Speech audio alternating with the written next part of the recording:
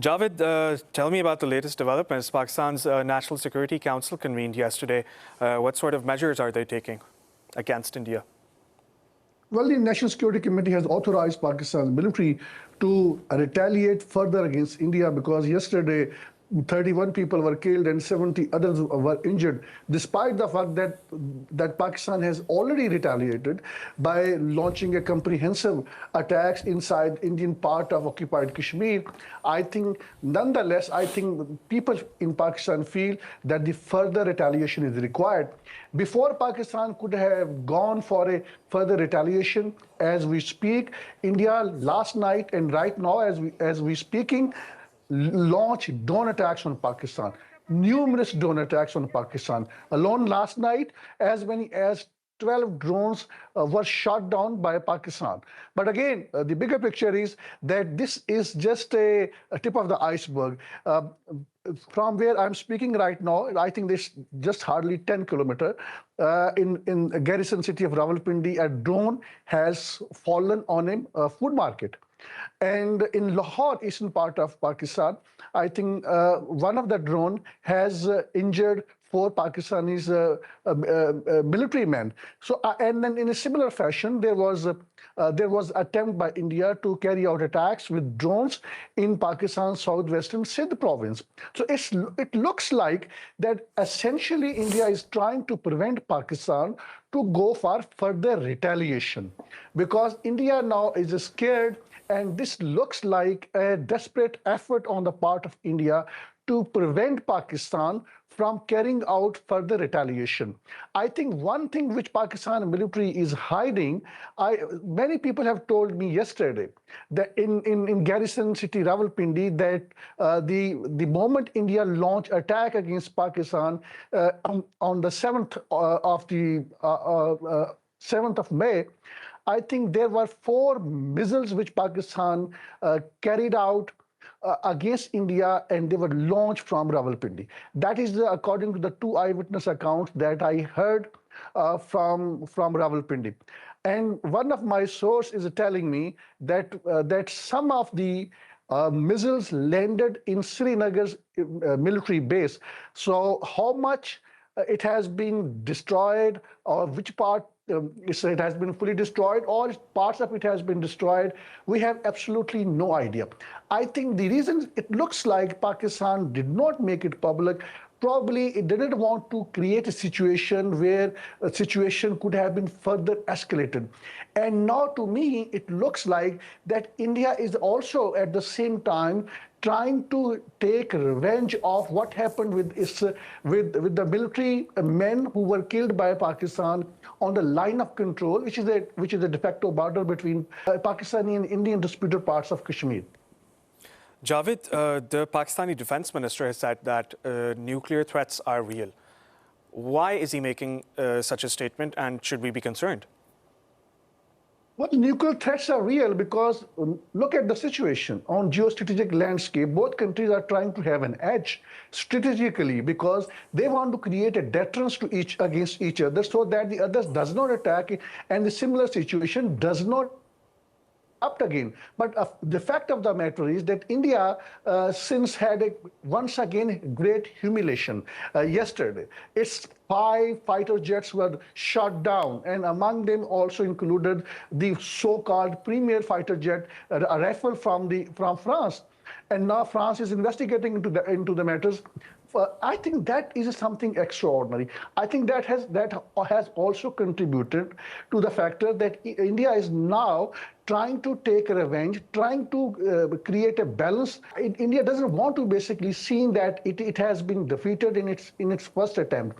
Now, this is a kind of a situation where there could be a miscalculation. Pakistan is going to further retaliate. It may launch some kind of missile attacks against India because number of the people who have been killed in Pakistan, that looks like an extraordinary.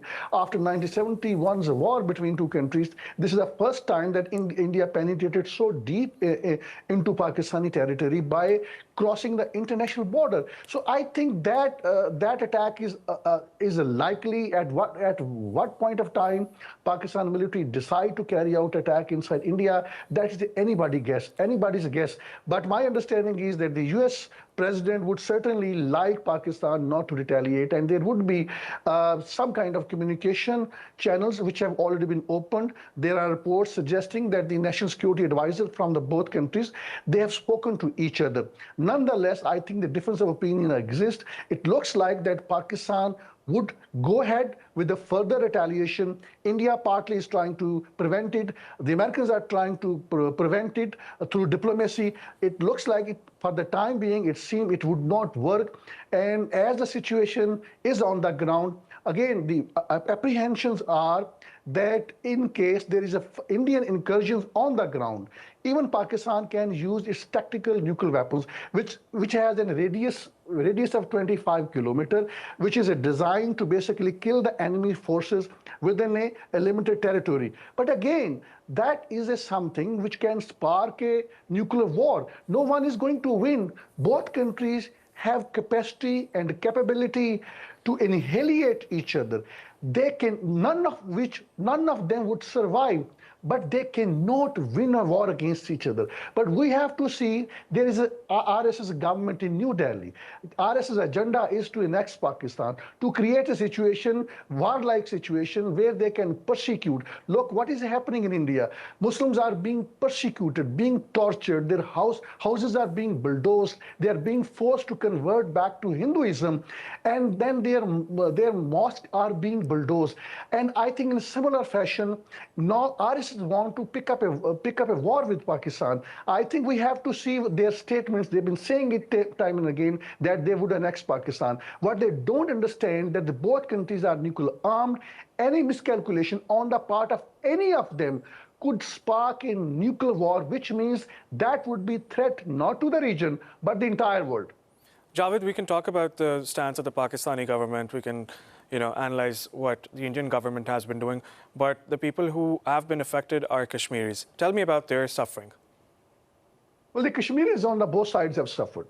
India have hit Kashmiris, and there looks like many people are evacuating from the border part of Pakistan because of the heavy firing on the line of control. And we have to be truthful to the facts as it exists on the ground. Pakistani military's firing have also killed people on the other sides. And there are reports suggesting that as many as 12 people were killed. Those were civilians. Though Pakistan has been saying, and I think rightly so, that it has destroyed the brigade headquarters of India in the disputed Kashmir region. It has destroyed the many posts on the Indian side of the border. And India has raised a white flag. India doesn't want to have escalation in the disputed region. But I think Pakistan's focus has been the disputed part of Kashmir, and because Pakistan looks like once again want to bring Kashmir issue from the back burner to the front burner. And we have to see the bigger picture. Will Americans, will Britain, or the other influential country pressurize India to the extent where it can negotiate with Pakistan and they can finally resolve this Kashmir dispute? It doesn't look like happening, because we have a very extremist, fanatical government in New Delhi. They are essentially don't accept UN Security Council resolutions, just like Israel, and they are also not willing to talk with Pakistan bilaterally under a Shimla agreement, through which both countries can decide, can give and take the territory and settle it. And I think that is unlikely to happen. Javed Rana, thank you for being on the program. You joined us from Islamabad, gave us the latest updates.